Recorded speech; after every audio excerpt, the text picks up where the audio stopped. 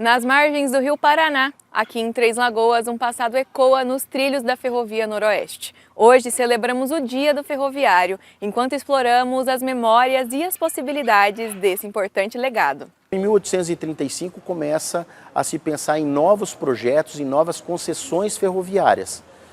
A ferrovia vai se consolidar no país apenas em 1854, com um trecho de 14 quilômetros que era a ferrovia de Niterói, a Ferrovia Niterói, feita pelo Barão de Mauá. Em 1905, então, após a Guerra do Paraguai, ficou muito evidente que a consolidação do território do Mato Grosso, principalmente ao sul, deveria ser feita através de uma ferrovia de integração e não de escoamento na época.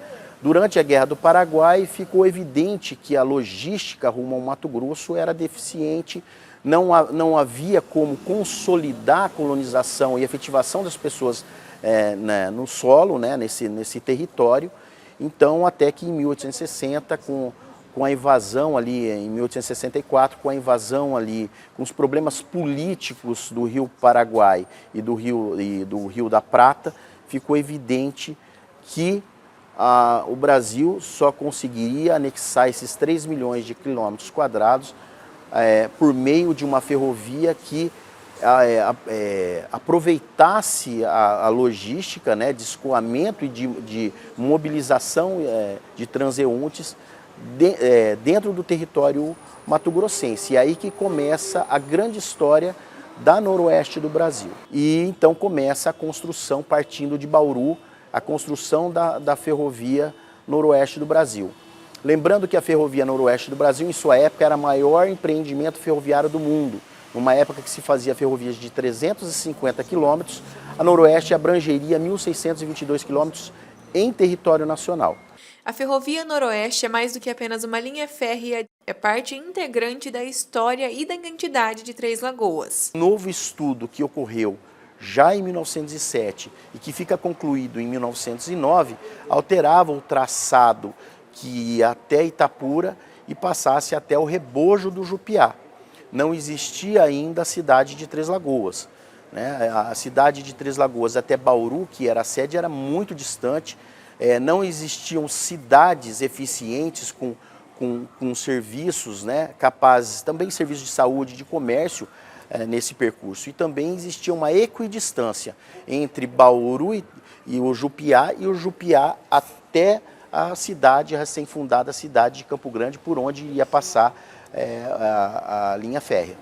Então foi decidido que as margens mato-grossenses, no Rebojo do Jupiá, seria construída uma cidade. Seria feito um projeto de uma cidade que atendesse completamente às necessidades locais, uma vez que em solo mato-grossense já haviam se assentado famílias, Esse território onde a Três Lagoas pertencia ao então município de Santana do Paranaíba, e que já haviam fazendeiros com suas famílias todos assentados nessa região. Enquanto do lado de São Paulo ainda se encontrava inóspito, mesmo com o avanço da linha, era um lugar vazio, um lugar que ainda não tinha assentamento, as terras eram terras devolutas, e que esse serviço seria feito a partir do andamento histórico da ferrovia nos anos posteriores. Então, a partir daí, em 1911, fica pronto, eles fazem um projeto de uma cidade.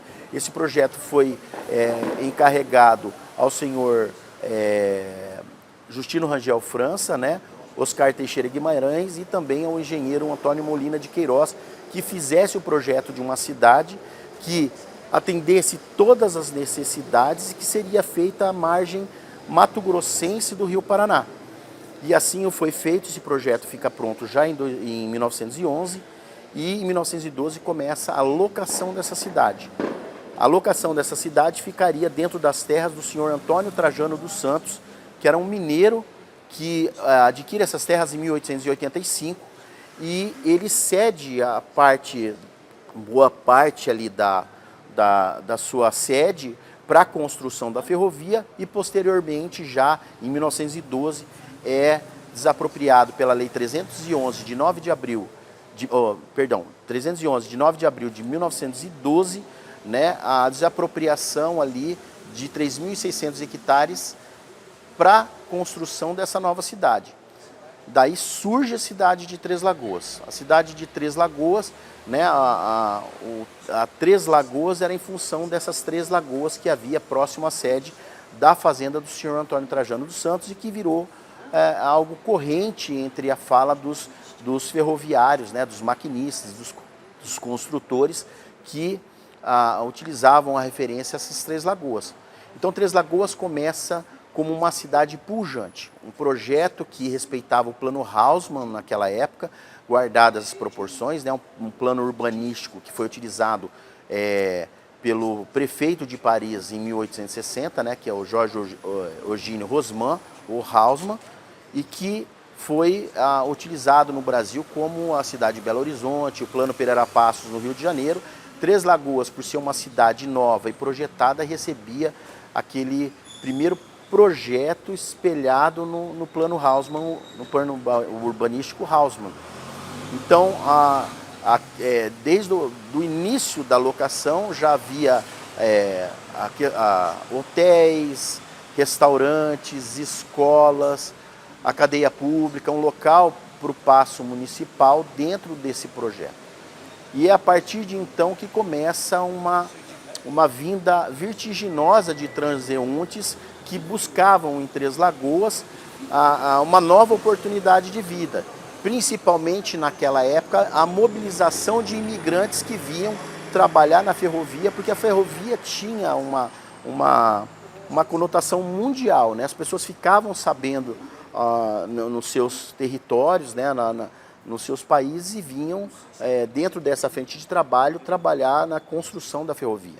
Então os primeiros habitantes de Três Lagoas, além dos autóctones, né, além das pessoas que já haviam aqui na região, foram espanhóis, portugueses, árabes, né, sírios, libaneses, italianos, né, poloneses, russos, que vieram compor essa força de trabalho na ferrovia, que começaram a se instalar em Três Lagoas, que tinha até então essa menção de uma cidade profícua, né? Uma cidade que foi feita realmente para ser sede regional e se desenvolver.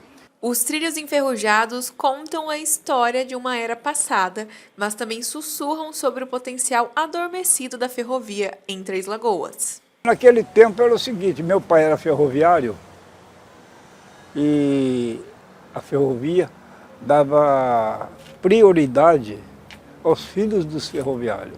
Naquele tempo, o irmão do Totó, Cláudio Totó, Cláudio não, tio do Totó, Cláudio Totó, ele mandou me chamar em casa, se eu não queria ficar aqui, em vez de ter que ir embora, procurar alguém para ir para outra cidade.